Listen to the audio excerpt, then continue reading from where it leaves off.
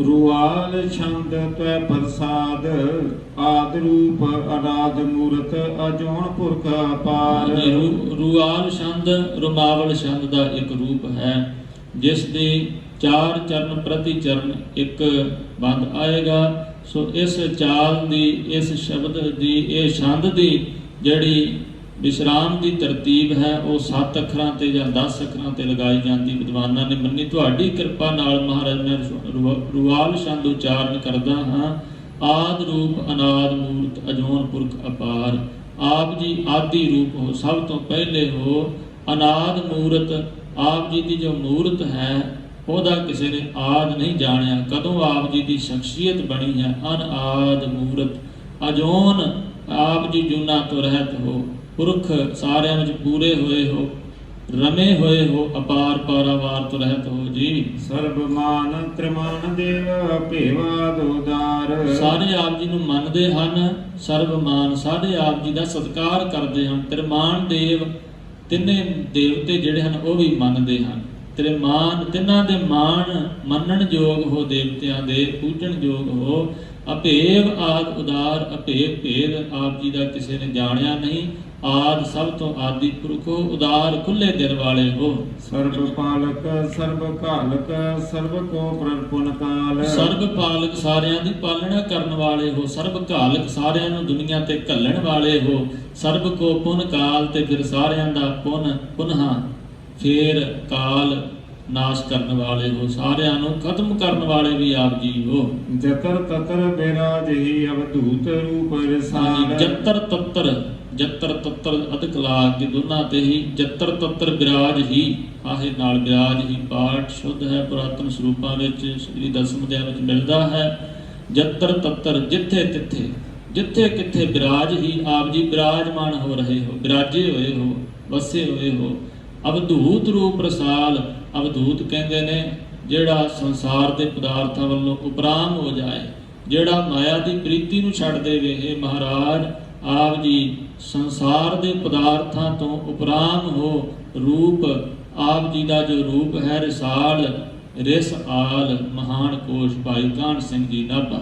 ਰਸਾਲ ਦਾ ਭਾਵ ਹੈ ਕਿ ਜੋ ਸਾਰਿਆਂ ਤੇ ਰਿਸ ਪੈਂਦੇ ਹੋ, ਪ੍ਰੇਮ ਕਰਦੇ ਹੋ, ਕਿਉਂਕਿ ਅਵਧੂਤ ਆਮ ਕਰਕੇ ਕਠੋਰ ਹੋ ਜਾਇਆ ਕਰਦੇ ਨੇ।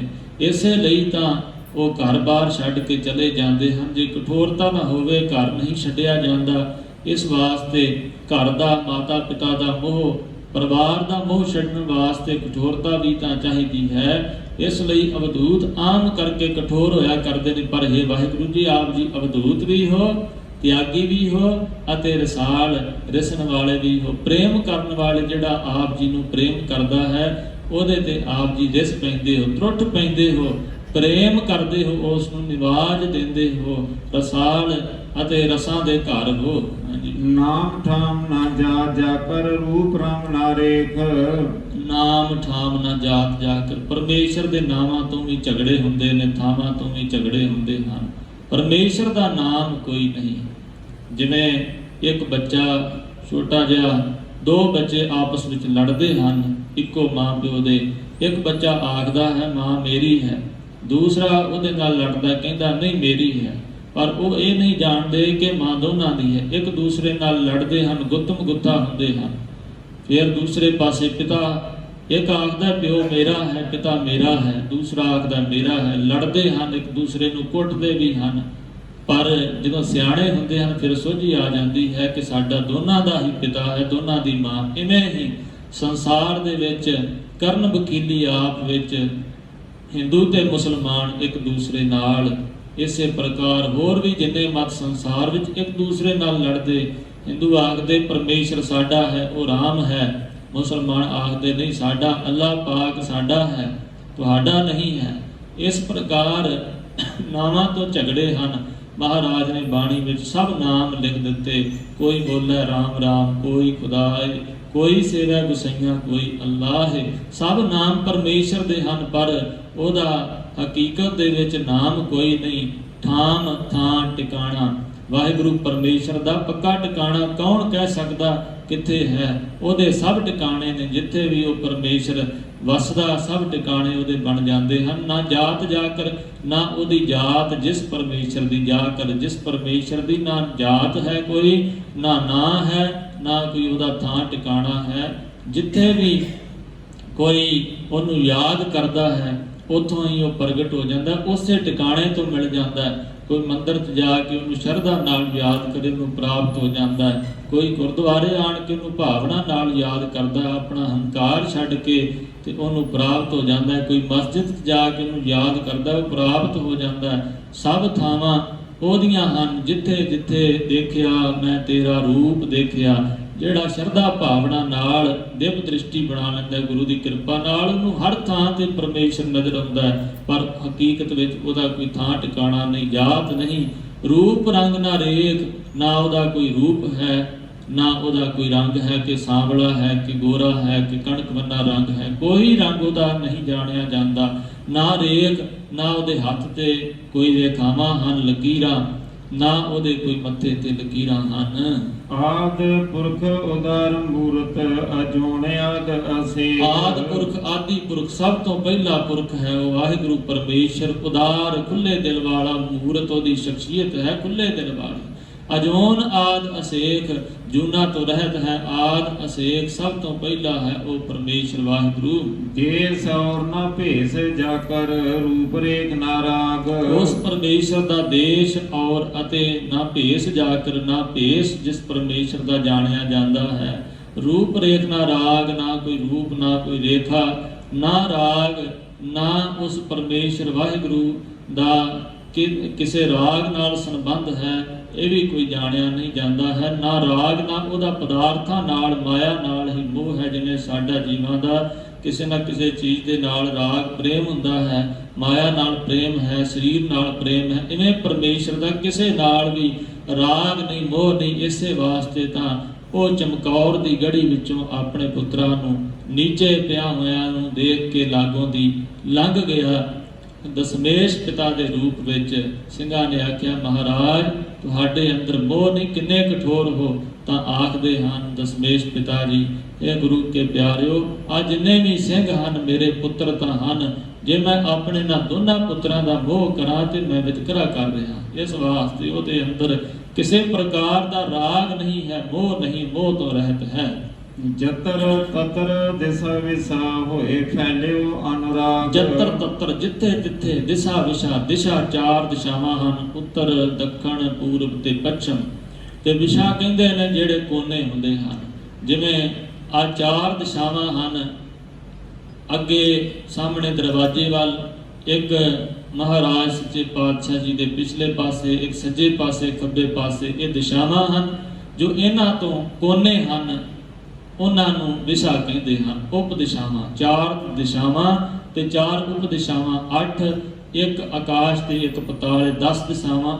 ਇਹਨਾਂ ਦਾ ਵੀ ਜ਼ਿਕਰ ਬਾਣੀ ਵਿੱਚ ਆਇਆ ਹੈ। ਦਿਸ਼ਾ ਵਿਸ਼ਾ ਹਰ ਇੱਕ ਕੋਨੇ ਵਿੱਚ, ਹਰ ਇੱਕ ਦਿਸ਼ਾ ਵਿੱਚ ਆਪ ਜੀ ਹੋਏ ਫੈਲੇ ਅਨੁਰਾਗ। ਅਨੁਰਾਗ ਪ੍ਰੇਮ ਰੂਪ ਹੋ ਕੇ ਫੈਲੇ ਹੋਏ ਹੋ, ਵਸੇ ਹੋਏ ਹੋ। ਨਾਮ ਕਾਮ ਬਹੀਨ ਪੇਖਤ ਧਾਮ ਨਹਿ ਜਾਏ। ਨਾਮ ਕਾਮ, ਕਾਮਨਾਵਾਂ ਤੋਂ ਅਤੇ ਨਾਮ ਤੋਂ ਬਹੀਨ ਪੇਖਤ ਆਪ ਜੀ ਨੂੰ ਦੇਖੀਦਾ ਹੈ। ਬਹੀਨ ਬਿਨਾ ਪੇਖਤ ਆਪ ਜੀ ਨੂੰ ਦੇਖੀਦਾ। ਧਾਮ ਹੂੰ ਨਹਿ ਜਾਏ, ਧਾਮ ਘਰ ਨੂੰ ਆਖਦੇ ਹਨ। ਘਰ ਜਿਸ ਦਾ ਨਹੀਂ ਜਾਣਿਆ ਜਾਂਦਾ, ਕਿਸੇ ਪ੍ਰਕਾਰ ਦੇ ਉਹਦੇ ਘਰ ਦਾ ਕਿਸੇ ਨੂੰ ਪਤਾ ਨਹੀਂ ਕਿੱਥੇ ਹੈ। ਸਰਬ ਮਾਨ ਸਰਬਤਰ ਮਾਨ ਸਦੈ ਮਾਨਤ ਤਾਰੇ। ਸਰਬ ਮਾਨ ਸਾਰੇ ਹੀ ਆਪ ਜੀ ਨੂੰ ਮੰਨਦੇ ਹਨ, ਸਾਰਿਆਂ ਦੇ ਮੰਨਣ ਯੋਗ ਹੋ। ਸਰਬਤਰ ਮਾਨ, ਸਰਬਤਰ ਦੇਵਤੇ, ਸਰਬ ਮਾਨ ਸਾਰੇ ਮਨੁੱਖ ਆਪ ਜੀ ਨੂੰ ਮੰਨਦੇ ਹਨ। ਸਰਬਤਰ ਮਾਨ, ਸਰਬਤ ਦੇਵਤੇ ਦੈਤ ਆਪ ਜੀ ਨੂੰ ਮੰਨਦੇ ਹਨ। ਸदैव ਮਾਨਤ ਤਾਹੇ, ਇਹ ਨਹੀਂ ਵੀ ਇੱਕ ਦਿਨ ਆਪ ਜੀ ਨੂੰ ਮੰਨਣਗੇ ਤੇ ਕੱਲ ਨੂੰ ਆਪ ਜੀ ਦੀ ਹੋਂਦ ਤੋਂ ਆਗੀ ਹੋ ਜਾਣ। ਸदैव ਸਦਾ ਹੀ ਮਾਨਤਾ ਹੈ ਤਿਸ ਪਰਮੇਸ਼ਰ ਨੂੰ ਮੰਨਦੇ ਹਨ। ਏਕ ਮੂਰਤ ਅਨੇਕ ਦਰਸ਼ਨ ਕੀਨ ਰੂਪ ਅਨੇਕ। ਉਸ ਪਰਮੇਸ਼ਰ ਦੀ ਇੱਕ ਸ਼ਖਸੀਅਤ ਹੈ, ਇੱਕ ਓੰਕਾਰ ਹੈ, ਉਹ ਵਾਹਿਗੁਰੂ। ਅਨੇਕ ਦਰਸ਼ਨ ਪਰ ਅਨੇਕਾਂ ਰੂਪਾਂ ਵਿੱਚ ਹੋ ਕੇ ਵਿਚਰਦਾ ਹੈ। ਕੀਨ ਰੂਪ ਅਨੇਕ, ਅਨੇਕਾਂ ਰੂਪ ਉਸ ਪਰਮੇਸ਼ਰ ਨੇ ਧਾਰਨ ਕੀਤੇ ਹੋਏ ਹਨ ਸੰਸਾਰ ਦੀ ਸ੍ਰਿਸ਼ਟੀ ਦੇ ਉਧਾਰ ਵਾਸਤੇ। ਹਾਂਜੀ। ਖੇਲ ਖੇਲ ਅਖੇਲ ਖੇਲਣ ਅੰਤ ਕੋ ਫਿਰ ਏਕ। ਉਹ ਵਾਹਿਗੁਰੂ ਖੇਡਾਂ ਖੇਡਦਾ ਹੈ, ਫਿਰ ਅਖੇਲ, ਫਿਰ ਖੇਡਣ ਤੋਂ ਰਹਿਤ ਹੋ ਜਾਂਦਾ, ਫਿਰ ਖੇਲਦਾ ਹੈ, ਅੰਤ ਕੋ ਫਿਰ ਏਕ, ਅੰਤ ਨੂੰ ਉਹ ਫਿਰ ਇੱਕ ਹੋ ਜਾਂਦਾ ਹੈ। ਜਦੋਂ ਖੇਡ ਆਪਣੀ ਬਾਜੀਗਰ ਜੈਸੇ ਬਾਜੀ ਪਾਈ ਨਾਨਾ ਰੂਪ ਭੇਖ ਦਿਖਲਾਈ, ਜਦੋਂ ਬਾਜੀਗਰ ਬਣ ਕੇ ਸੁਹਾਗ ਰਚਾਉਂਦਾ ਹੈ ਤਾਂ ਬਾਜੀਗਰ ਡੰਕ ਬਜਾਈ ਸਭ ਖਲਕ ਤਮਾਸ਼ੇ ਆਈ, ਸਭ ਖਲਕਤ ਪੈਦਾ ਹੋ ਜਾਂਦੀ ਹੈ। ਜਦੋਂ ਪਰਮੇਸ਼ਰ ਨੂੰ ਇਹ ਫੁਰਨਾ ਆਉਂਦਾ ਹੈ ਕਿ ਮੈਂ ਇੱਕ ਤੋਂ ਅਨੇਕ ਹੋਵਾਂ ਤੇ ਅਨੇਕਾਂ ਜ਼ਿੰਦਗੀਆਂ ਪੈਦਾ ਹੋ ਜਾਂਦੀਆਂ ਹਨ, ਜਦੋਂ ਪਰਮੇਸ਼ਰ ਨੂੰ ਇਹ ਖਿਆਲ ਆਉਂਦਾ ਹੈ ਕਿ ਫਿਰ ਮੈਂ ਇੱਕ ਹੋ ਜਾਵਾਂ ਤਾਂ ਫਿਰ ਇਹ ਸਭ ਜੀਵ ਜੰਤੂ ਦੇ ਵਿੱਚ ਹੀ ਸਮਾ ਜਾਂਦੇ ਹਨ। ਅੰਤ ਕੋ ਫਿਰ ਇੱਕ, ਅੰਤ ਨੂੰ ਫਿਰ ਇੱਕ ਰੂਪ ਹੀ ਹੋ। ਦੇਵ ਭੇਵ ਨਾ ਜਾਣਹੀਂ ਜਿਹ ਵੇਦ ਔਰ ਕਤੇਬ। ਹਾਂਜੀ, ਦੇਵ ਭੇਵ ਨਾ ਜਾਣਹੀਂ, ਦੇਵਤੇ ਵੀ ਜਿਸ ਦਾ ਭੇਦ ਨਹੀਂ ਜਾਣਦੇ ਪਰਮੇਸ਼ਰ ਦਾ। ਜਿਹ ਵੇਦ ਔਰ ਕਤੇਬ, ਅਤੇ ਜਿਹੜੇ ਇਹ ਵੇਦ ਹਨ, 4 ਵੇਦ ਔਰ ਕਤੇਬ ਅਤੇ ਪੱਛਮੀ ਮਤ ਦੀਆਂ ਕਿਤਾਬਾਂ ਕੁਰਾਨ, ਅੰਜੀਲ, ਤੌਰੇਤ ਤੇ ਜੰਬੂਰ, ਇਹ ਵੀ ਪਰਮੇਸ਼ਰ ਦਾ ਭੇਦ ਨਹੀਂ ਜਾਣਦੀਆਂ। ਰੂਪ ਰੰਗ ਨਾ ਜਾਤ ਪਾਤ ਸੋ ਜਾਣੈ ਕਿਹ ਦੇਵ। ਰੂਪ ਰੰਗ ਪਰਮੇਸ਼ਰ ਦਾ ਨਾ ਜਾਤ ਪਾਤ, ਨਾ ਉਹਦੀ ਜਾਤ, ਨਾ ਗੋਤ ਕੁਲ, ਉਸ ਪਰਮੇਸ਼ਰ ਦੀ ਨਹੀਂ ਜਾਣੀ ਜਾਂਦੀ। ਸੋ ਜਾਣੈ ਕਿਹ ਜੇਬ, ਉਹ ਕੀ ਜਾਣਦੇ ਹਨ ਕਿ ਕਿਹ ਜੇਬ, ਕਿਹੋ ਜੀ ਸ਼ੋਭਾ ਹੈ। ਪਰਸ਼ੀਅਨ ਦਾ ਸ਼ਬਦ ਮੰਨ ਕੇ ਫਾਰਸੀ ਦਾ ਜ਼ੇਬ, ਜ਼ੇਬ ਦਾ ਭਾਵ ਹੈ ਸ਼ੋਭਾ, ਉਹਦੀ ਕਿਹੋ ਜੀ ਸ਼ੋਭਾ ਹੈ ਨਹੀਂ ਜਾਣਦੇ ਵੇਦ ਕਤੇਬ ਵੀ। ਤਾਤ ਮਾਤ ਨਾ ਜਾਤ ਜਾਕਰ ਜਨਮ ਮਰਨ ਬਹੀ। ਤਾਤ ਪਿਤਾ ਨੂੰ ਆਖਦੇ ਹਨ। ਪਰਮੇਸ਼ਰ ਵਾਹਿਗੁਰੂ ਦਾ ਤਾਤ ਪਿਤਾ, ਮਾਤ ਨਾ ਮਾਤਾ, ਨਾ ਜਾਤ, ਨਾ ਕਿਸੇ ਪ੍ਰਕਾਰ ਦੀ ਜਾਤ ਹੈ, ਜਿਸ ਪਰਮੇਸ਼ਰ ਦੀ ਜਨਮ ਮਰਨ ਤੋਂ ਰਹਿਤ ਹੈ ਵਾਹਿਗੁਰੂ। ਚੱਕਰ ਬੱਕਰ ਫਿਰੈ ਚਤਰ ਚੱਕ ਮਾਨਹਿ ਪੁਰਤੀਨ। ਚੱਕ ਤੇ ਵਿਸਰਾਮ, ਚੱਤਰ ਚੱਕਰ, ਚੱਕਰ ਬੱਕਰ ਫਿਰੈ ਚਤਰ ਚੱਕ, ਮਨ ਹੀ ਪੁਰਤੀਨ। ਚੱਕਰ ਉਹਦਾ ਹੁਕਮ ਰੂਪੀ ਚੱਕਰ, ਬੱਕਰ ਕਹਿੰਦੇ ਨੇ ਟੇਢੇ ਨੂੰ, ਫਿਰੈ ਚਤਰ ਚੱਕ, ਫਿਰਦਾ ਹੈ ਚੌਂ ਚੱਕਾਂ ਦੇ ਵਿੱਚ। ਵਾਹਿਗੁਰੂ ਪਰਮੇਸ਼ਰ ਦਾ ਜੋ ਹੁਕਮ ਹੈ ਅਮੋੜ ਹੈ, ਮੁੜਦਾ ਨਹੀਂ ਕਿਸੇ ਪਾਸੋਂ। ਕੋਈ ਵਾਹਿਗੁਰੂ ਦੇ ਹੁਕਮ ਨੂੰ ਮੋੜ ਨਹੀਂ ਸਕਦਾ। ਜਦੋਂ ਉਹਦਾ ਸੱਦਾ ਆਉਂਦਾ ਹੈ ਤਾਂ ਕੌਣ ਮੋੜ ਸਕਦਾ ਹੈ ਉਸ ਦੇ ਸੱਦੇ ਨੂੰ। ਜਦੋਂ ਵਾਹਿਗੁਰੂ ਦਾ ਹੁਕਮ ਹੁੰਦਾ ਹੈ, ਕੋਈ ਜੀਵ ਜਨਮ ਲੈਂਦਾ, ਕੌਣ ਉਹਨੂੰ ਮੋੜ ਸਕਦਾ ਹੈ। ਚੱਕਰ ਬੱਕਰ ਫਿਰੈ ਚਤਰ ਚੱਕ, ਉਹਦਾ ਹੁਕਮ ਰੂਪੀ ਚੱਕਰ ਬੱਕਰ ਅਮੋੜ ਫਿਰਦਾ ਹੈ ਚੌਂ ਚੱਕਾਂ ਦੇ ਵਿੱਚ ਸਾਰੇ ਪਾਸੇ। ਮਨ ਹੀ ਪੁਰਤੀਨ, ਪੁਰਤੀਨ 3 ਪੁਰੀਆਂ ਦੇ ਲੋਕ ਉਹਦੇ ਹੁਕਮ ਨੂੰ ਮੰਨਦੇ ਹਨ, ਮੰਨਣਾ ਪੈਂਦਾ ਹੈ। ਲੋਕ 14 ਕੇ ਵਿਖੈ ਜਗ ਜਾਪਈ ਜੇ ਜਾਪ। ਲੋਕ 14 ਕੇ ਵਿਖੈ, 14 ਲੋਕ, 7 ਪਤਾਲ ਤੇ 7 ਆਕਾਸ਼, ਕੇ ਵਿਖੈ 14 ਲੋਕਾਂ ਦੇ ਵਿਖੇ, ਜਗ ਜਾਪਈ ਜਿਹ ਜਾਪ, ਜਗਤ ਦੇ ਜੀਵ ਜਿਸ ਪਰਮੇਸ਼ਰ ਦਾ ਜਾਪ ਜਪਦੇ ਹਨ। ਆਦ ਦੇਵ ਅਨਾਦ ਮੂਰਤ ਥਾਪਿਓ ਸਭੈ ਜਿਹ ਥਾਪ। ਉਹ ਆਦ ਦੇਵ ਸਭ ਤੋਂ ਪਹਿਲਾ ਪੂਜਣ ਜੋ ਦੇਵਤਾ ਹੈ, ਉਹਦੇ ਤੋਂ ਪਹਿਲਾਂ ਕੋਈ ਦੇਵਤਾ ਨਹੀਂ। ਅਨਾਦ ਮੂਰਤ ਜਿਸ ਪਰਮੇਸ਼ਰ ਦੀ ਸ਼ਖਸੀਅਤ ਆਦ ਤੋਂ ਮੁੱਢ ਦਾ ਕਿਸੇ ਨੇ, ਪਰਮੇਸ਼ਰ ਦੀ ਸ਼ਖਸੀਅਤ ਦੇ ਮੁੱਢ ਦਾ ਕਿਸੇ ਨੇ ਅੱਜ ਤੱਕ ਭੇਦ ਨਹੀਂ ਜਾਣਿਆ। ਅਨਆਦ ਕਿਸੇ ਨੇ ਆਦ ਨਹੀਂ ਜਾਣਿਆ। ਥਾਪਿਓ ਸਭੈ ਜਿਹ ਥਾਪ, ਜਿਸ ਪਰਮੇਸ਼ਰ ਨੇ ਸਾਰੀ ਥਾਪਣਾ ਨੂੰ, ਸਾਰੀ ਸ੍ਰਿਸ਼ਟੀ ਨੂੰ ਥਾਪਿਆ ਹੋਇਆ ਹੈ, ਸਥਾਪਿਤ ਕੀਤਾ ਹੈ। ਪਰਮ ਰੂਪ ਪੁਨੀਤ ਮੂਰਤ ਪੂਰਨ ਪੁਰਖ ਅਪਾਰ। ਪਰਮ ਰੂਪ ਸਭ ਤੋਂ ਉੱਚਾ ਸ੍ਰੇਸ਼ਟ ਰੂਪ ਹੈ ਪਰਮੇਸ਼ਰ ਵਾਹਿਗੁਰੂ ਦਾ। ਪੁਨੀਤ ਮੂਰਤ, ਪਵਿੱਤਰ ਤੋਂ ਪਵਿੱਤਰ ਉਹਦੀ ਮੂਰਤ ਹੈ, ਉਹਦੀ ਸ਼ਖਸੀਅਤ ਹੈ। ਪੂਰਨ ਪੁਰਖ ਅਪਾਰ, ਸਭ ਤੋਂ ਪੂਰਨ ਪੁਰਖ ਹੈ, ਉਹਦੇ ਵਿੱਚ ਕੋਈ ਊਣਤਾਈ ਨਹੀਂ, ਅਪਾਰ ਪਾਰਾਵਾਰ ਤੋਂ ਰਹਿਤ ਹੈ। ਸਰਬ ਵਿਸ਼ਵ ਰਚਿਓ ਸਯੰਭਵ ਗਣ ਭੰਜਨ ਹਾਰ। ਸਰਬ ਵਿਸ਼ਵ, ਸਾਰੇ ਵਿਸ਼ਵ ਨੂੰ, ਸੰਸਾਰ ਨੂੰ, ਸਮੁੱਚੇ ਧਰਤੀ ਨੂੰ, ਸਮੁੱਚੇ ਜਗਤ ਨੂੰ ਜਿਸ ਪਰਮੇਸ਼ਰ ਨੇ ਰਚਿਆ ਹੋਇਆ। ਕਿਵੇਂ ਰਚਿਆ? ਸਵਯੰ ਭਵ, ਆਪਣੇ ਆਪ ਤੋਂ, ਆਪ ਹੀ ਰਚਿਆ ਹੋਇਆ ਸਵਯੰ ਭਵ। ਗੜਨ ਭੰਜਨਹਾਰ, ਗੜਨ ਘੜਨ ਵਾਲਾ, ਭੰਜਨਹਾਰ ਅਤੇ ਭੰਨਣਹਾਰ ਹੈ ਉਹ ਵਾਹਿਗੁਰੂ ਪਰਮੇਸ਼ਰ। ਕਾਲਹੀਨ ਕਲਾ ਸੰਯੁਕਤ ਆਕਾਲ ਪੁਰਖ ਆਦੇਸ਼। ਕਾਲਹੀਨ, ਕਾਲ ਤੋਂ ਰਹਿਤ ਹੈ, ਮੌਤ ਤੋਂ ਹੀਨ ਹੈ, ਉਹਦੇ ਤੇ ਮੌਤ ਨਹੀਂ ਆਉਂਦੀ। ਕਲਾ ਸੰਯੁਕਤ, ਕਲਾ ਦੇ ਸ਼ਕਤੀ ਦੇ ਸੰਯੁਕਤ ਸਹਿਤ ਹੈ। ਅਕਾਲ ਪੁਰਖ ਆਦੇਸ਼, ਅਕਾਲ ਪੁਰਖ ਹੈ ਉਹ ਵਾਹਿਗੁਰੂ ਪਰਮੇਸ਼ਰ। ਕਾਲ ਤੋਂ ਰਹਿਤ, ਆਦੇਸ਼ ਉਹ ਵਾਹਿਗੁਰੂ ਪਰਮੇਸ਼ਰ ਕਿਸੇ ਵਿਸ਼ੇਸ਼ ਦੇਸ਼ ਤੋਂ ਰਹਿਤ ਹੈ। ਧਰਮ ਧਾਮ ਸੋ ਭਰਮ ਰਹਿਤ ਭੂਤ ਲਖ ਭੇਸ। ਧਰਮ ਧਾਮ ਧਰਮ ਦਾ ਘਰ ਹੈ। ਧਰਮ ਦਾ ਜਿੱਥੋਂ ਧਰਮ ਦੀ ਪ੍ਰਾਪਤੀ ਹੋਵੇ ਉਹ ਪਰਮੇਸ਼ਰ ਧਰਮ ਦਾ ਘਰ ਹੈ। ਸੋ ਭਰਮ ਰਹਿਤ ਭਰਮਾਂ ਤੋਂ ਰਹਿਤ ਹੈ, ਕਿਸੇ ਪ੍ਰਕਾਰ ਦਾ ਭਰਮ ਨਹੀਂ। ਵਾਹਿਗੁਰੂ ਨੂੰ ਅਭੂਤ ਅਲਖ ਅਭੇਸ, ਅਭੂਤ ਉਹ ਸ਼ੁੱਧ ਸਰੂਪ ਹੈ। ਸਾਡੇ ਵਾਂਗ ਪੰਜਾਂ ਤੱਤਾਂ ਤੋਂ ਨਹੀਂ ਬਣਿਆ ਹੋਇਆ, ਅਲਖ ਨਹੀਂ ਜਾਣਿਆ ਜਾਂਦਾ, ਅਭੇਸ ਕਿਸੇ ਵਿਸ਼ੇਸ਼ ਭੇਖ ਤੋਂ ਰਹਿਤ ਹੈ। ਅੰਗ ਰਾਗ ਨਾ ਰੰਗ ਜਾਕੈ ਜਾਤ ਪਾਤ ਨਾ ਨਾਮ। ਵਾਹਿਗੁਰੂ ਪਰਮੇਸ਼ਰ ਦੇ ਕੋਈ ਅੰਗ ਪ੍ਰਤੀ ਅੰਗ ਨਹੀਂ ਹੈ, ਰਾਗ ਨਾ ਮੋਹ ਹੈ ਉਹਨੂੰ ਸਰੀਰ ਦੇ ਅੰਗਾਂ ਨਾਲ। ਜਿਵੇਂ ਸਾਡਾ ਸਰੀਰ ਹੈ, ਸਾਨੂੰ ਸਰੀਰ ਦਾ ਮੋਹ ਹੈ, ਨਾ ਵਾਹਿਗੁਰੂ ਦਾ ਸਰੀਰ ਅੰਗ ਕੋਈ, ਨਾ ਉਹਨੂੰ ਮੋਹ ਹੈ ਸਰੀਰ ਦਾ, ਨਾ ਰੰਗ ਜਾਕ ਹੈ, ਨਾ ਉਹਦਾ ਕੋਈ ਰੰਗ ਹੈ। ਜਿਸ ਪਰਮੇਸ਼ਰ ਦਾ ਜਾਤ ਨਹੀਂ, ਪਾਤ ਗੋਤ ਨਹੀਂ, ਨਾ ਨਾਮ ਕੋਈ ਪਰਮੇਸ਼ਰ ਦਾ ਪੱਕਾ ਹੈ। ਗਰਭ ਗੰਜਨ ਦੁਸ਼ਟ ਭੰਜਨ ਮੁਕਤ ਦਾਇਕ ਕਾਮ। ਹਾਂਜੀ, ਗਰਭ ਗੰਜਨ, ਇਹਨੂੰ ਗਰਭ ਗੰਜਨ ਨਹੀਂ ਕਰਨਾ ਜੋ ਅਨਰਥ ਹੋਏਗਾ ਭੱਬੇ ਨਾਲ ਕੀਤਿਆਂ। ਗਰਭ ਗੰਜਨ ਬੱਬੇ ਨਾਲ, ਗਰਭ ਪੋਲਾ, ਗਰਭ ਨਹੀਂ ਕਰਨਾ। ਗਰਭ ਦਾ ਅਰਥ ਆਪ ਜੀ ਜਾਣਦੇ ਹੋ, ਅਹੰਕਾਰ ਨੂੰ ਗਰਭ ਆਖਦੇ ਹਨ। ਹੰਕਾਰ ਨੂੰ ਗੰਜਨ ਕੱਟਣ ਵਾਲੇ, ਹੰਕਾਰੀਆਂ ਦੇ ਸਿਰ ਕੱਟਣ ਵਾਲੇ ਵਾਹਿਗੁਰੂ ਪਰਮੇਸ਼ਰ ਜੀਓ ਸਰਬ ਭੰਜਨ, ਸਾਰਿਆਂ ਨੂੰ ਭੰਨਣ ਵਾਲੇ। ਆਦ ਰੂਪ ਅਸੂਤ, ਆਦ ਰੂਪ ਹੈ ਆਪ ਜੀ ਦਾ ਸਭ ਤੋਂ ਪਹਿਲਾ ਸਰੂਪ ਹੈ। ਅਸੂਤ ਸੂਤ ਜਨਮ ਲੈਣਾ, ਆਪ ਜੀ ਜਨਮ ਲੈਣ ਤੋਂ ਰਹਿਤ ਹੋ। ਹਾਂਜੀ, ਆਪ ਰੂਪ ਅਮੀਕ ਅਨੁਸਤਤ ਏਕ ਪੁਰਖ ਅਵਧੂਤ। ਗਰਭ ਗੰਜਨ ਸਰਬ ਭੰਜਨ ਆਦ ਰੂਪ ਸੂਤ। ਆਪ ਰੂਪ ਅਮੀਕ ਅਨੁਸਤਤ, ਗਰਭ ਗੰਜਨ ਦੁਸ਼ਟ ਭੰਜਨ ਮੁਕਤ ਦਾਇਕ ਕਾਂ। ਗਰਭ ਗੰਜਨ, ਗਰਭ ਨੂੰ ਹੰਕਾਰ ਨੂੰ ਗੰਜਨ ਕੱਟਣ ਵਾਲੇ, ਦੁਸ਼ਟ ਭੰਜਨ ਦੁਸ਼ਟਾਂ ਨੂੰ ਭੰਨਣ ਵਾਲੇ ਹੋ, ਮੁਕਤ ਦਾਇਕ ਕਾਮ ਮੁਕਤੀ ਦੇ ਦਾਤਾ ਹੋ, ਕਾਮ ਕਾਮਨਾਵਾਂ ਪੂਰੀਆਂ ਕਰਨ ਵਾਲੇ ਹੋ। ਆਪ ਰੂਪ ਆਪ ਮਹਾਰਾਜ ਆਪਣੇ ਰੂਪ ਵਿੱਚ ਕਾਇਮ ਹੋ। ਅਮੀਕ ਅਨੁਸਤਤ, ਅਮੀਕ ਡੂੰਘੇ ਤੋਂ ਡੂੰਘੇ ਹੋ। ਅਨੁਸਤਤ ਆਪ ਜੀ ਦੀ ਕੋਈ ਉਸਤਤੀ ਨਹੀਂ ਕਰ ਸਕਦਾ ਹੈ। ਏਕ ਪੁਰਖ ਅਵਧੂਤ, ਏਕ ਪੁਰਖ ਇੱਕ ਓੰਕਾਰ, ਇੱਕ ਹੋ ਮਹਾਰਾਜ ਪੁਰਖ ਸਾਰੇ ਪੂਰੇ ਹੋਏ ਹੋ। ਅਵਧੂਤ ਮਾਇਆ ਤੋਂ ਰਹਿਤ ਹੋ, ਮਾਇਆ ਦੇ ਪ੍ਰਭਾਵ ਤੋਂ ਰਹਿਤ ਹੋ।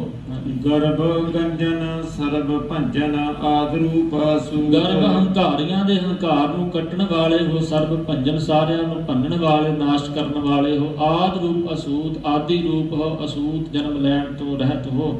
ਅੰਗਹੀਨ ਅਭੰਗ ਅਨਾਤਮ ਏਕ ਪੁਰਖ ਅਪਾਰ। ਅੰਗਹੀਨ ਅਭੰਗ ਅਨਾਤਮ, ਅੰਗਾਂ ਤੋਂ ਰਹਿਤ ਹੋ।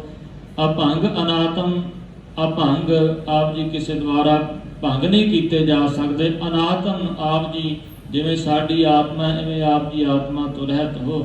ਏਕ ਪੁਰਖ ਅਪਾਰ, ਇੱਕ ਪੁਰਖ ਹੋ, ਸਭ ਤੋਂ ਪਹਿਲੇ ਪੁਰਖ ਹੋ। ਅਪਾਰ ਪਾਰਾਵਾਰ ਤੋਂ ਰਹਿਤ ਹੋ। ਆਪ ਜੀ ਵਿੱਚ ਦੁਈ ਦਵੈਤ ਨਹੀਂ ਹੈ, ਦੋ ਨਹੀਂ ਹੋ। ਸਰਬ ਲਾਇਕ ਸਰਬ ਘਾਇਕ ਸਰਬ ਕੋ ਪ੍ਰਤਿਪਾਰ। ਸਰਬ ਲਾਇਕ ਸਰਬ ਘਾਇਕ ਸਰਬ ਕੋ ਪ੍ਰਤਿਪਾਰ। ਸਰਬ ਲਾਇਕ ਸਾਰਿਆਂ ਨੂੰ ਬਾਣ ਲਾਉਂਦੇ ਹੋ, ਲੈਤਾ ਕਰਦੇ ਹੋ, ਸਾਰਿਆਂ ਦੀ ਨਾਸ਼ ਕਰਦੇ ਹੋ। ਸਰਬ ਘਾਇਕ ਸਾਰਿਆਂ ਨੂੰ ਘੱਲਦੇ ਹੋ ਸੰਸਾਰ ਤੇ।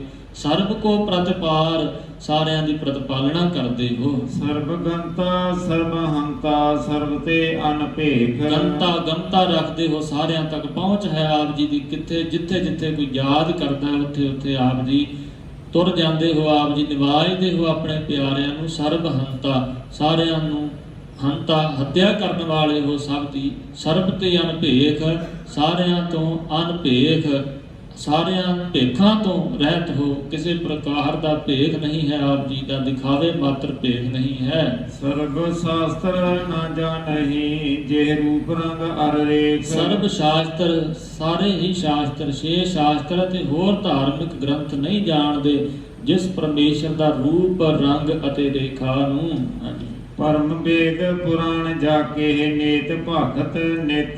ਪਰਮ ਵੇਦ ਜੋ ਪਰਮ ਉੱਚੇ ਮੰਨੇ ਗਏ ਹਨ, ਗਿਆਨ ਦਾ ਭੰਡਾਰ, ਚਾਰ ਵੇਦ ਅਤੇ ਪੁਰਾਣ 18 ਪੁਰਾਣ ਜਾਕੇ ਜਿਸ ਪਰਮੇਸ਼ਰ ਦੇ ਪ੍ਰਥਾਏ ਉਚਾਰਨ ਕਰਦੇ ਹਨ। ਕੀ ਕਹਿੰਦੇ ਹਨ? ਨੇਤ ਭਗਤ ਨਿਤ, ਨਿਤਾ ਪ੍ਰਤੀ ਨੇਤ, ਨਾ ਇਤੀ ਬੇਅੰਤ ਬੇਅੰਤ ਭਾਖਤ ਆਖਦੇ ਹਨ। ਨਿਤ ਨਿਤਾ ਪ੍ਰਤੀ ਬੇਅੰਤ ਬੇਅੰਤ ਜਿਸ ਨੂੰ ਕਹਿੰਦੇ ਹਨ ਵੇਦ ਅਤੇ ਪੁਰਾਣ ਧਾਰਮਿਕ ਗ੍ਰੰਥ।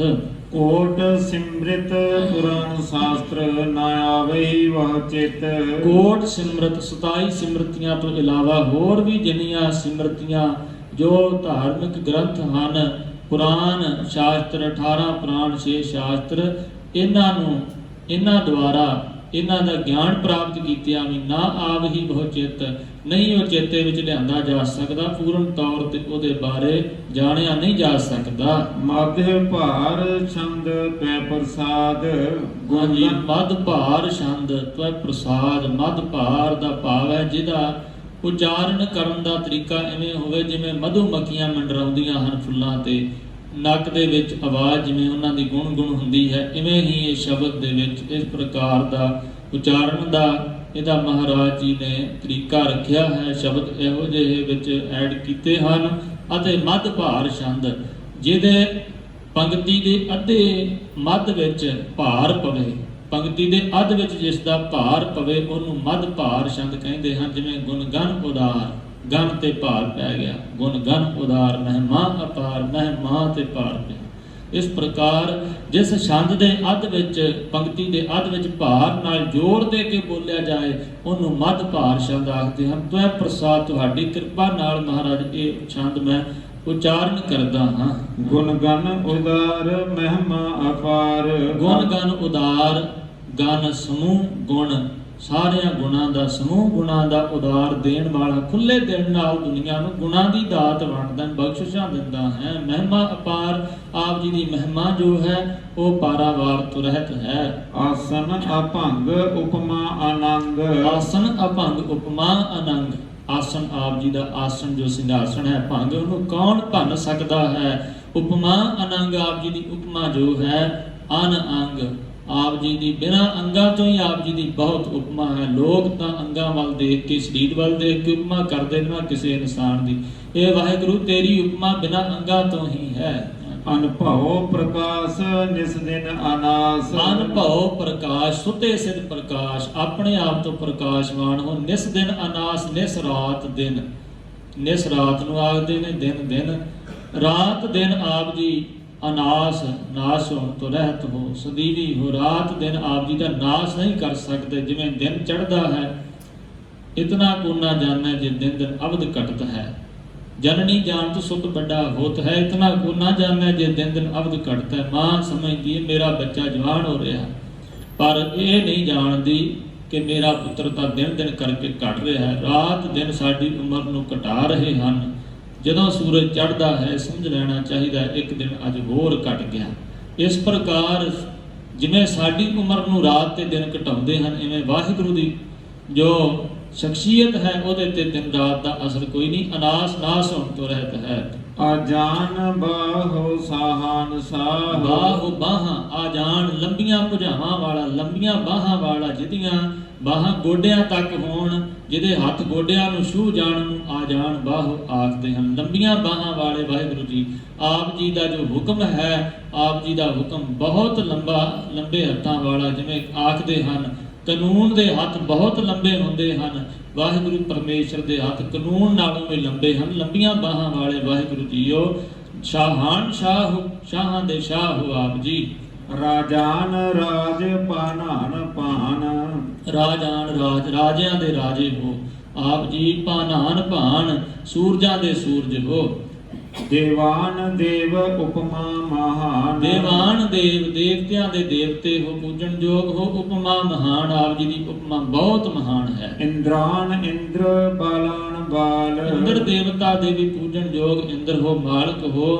ਬਾਲਾਨ ਬਾਲ, ਅਤੇ ਬਾਲਾਂ ਦੇ ਵਿੱਚੋਂ ਬਾਲ ਸੁਭਾਅ ਵਾਲੇ ਹੋ, ਬੜੇ ਸਰਲ ਸੁਭਾਅ ਵਾਲੇ ਹੋ। ਅਤੇ ਬਾਲਾਨ ਬਲ ਵਾਲੇ ਹੋ, ਬਹੁਤ ਵੱਡੇ ਬਲ ਵਾਲੇ ਹੋ।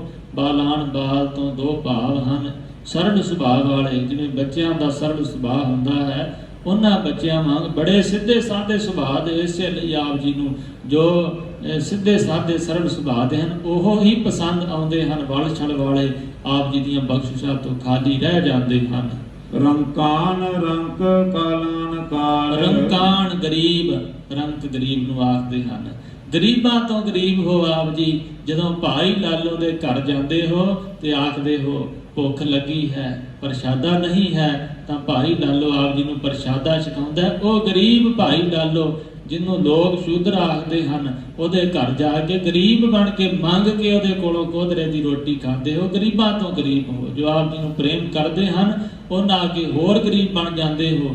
ਅਤੇ ਰੰਕਾਣ ਰੰਕ, ਜਿਵੇਂ ਕੀਰਤਪੁਰ ਸਾਹਿਬ ਵਿਖੇ ਮਾਈ ਇੱਕ ਗੁਰੂ ਜੀ ਨੂੰ ਯਾਦ ਕਰਦੀ ਗੁਰੂ ਹਰਿਰਾਏ ਸਾਹਿਬ ਜੀ ਨੂੰ ਪ੍ਰਸ਼ਾਦਾ ਤਿਆਰ ਕੀਤਾ। ਬੜੀ ਗਰੀਬਣੀ ਸੀ, ਇੱਕ ਦਿਨ ਵੱਧ ਕੰਮ ਕਰਕੇ ਭਾਂਡੇ ਮਾਂਜ ਕੇ ਆਪਣਾ ਗੁਜ਼ਾਰਾ ਕਰਦੀ ਸੀ, ਲੋਕਾਂ ਦੇ ਘਰਾਂ 'ਚ ਕੰਮ ਕਰਕੇ। ਬਜ਼ੁਰਗ ਹੋਰ ਕੋਈ ਆਸਰਾ ਨਹੀਂ ਸੀ। ਇੱਕ ਦਿਨ ਮਨ 'ਚ ਚਾਅ ਆਇਆ, ਮੈਂ ਸਤਵੇਂ ਪਾਤਸ਼ਾਹ ਜੀ ਨੂੰ ਪ੍ਰਸ਼ਾਦਾ ਛਕਾਵਾਂ।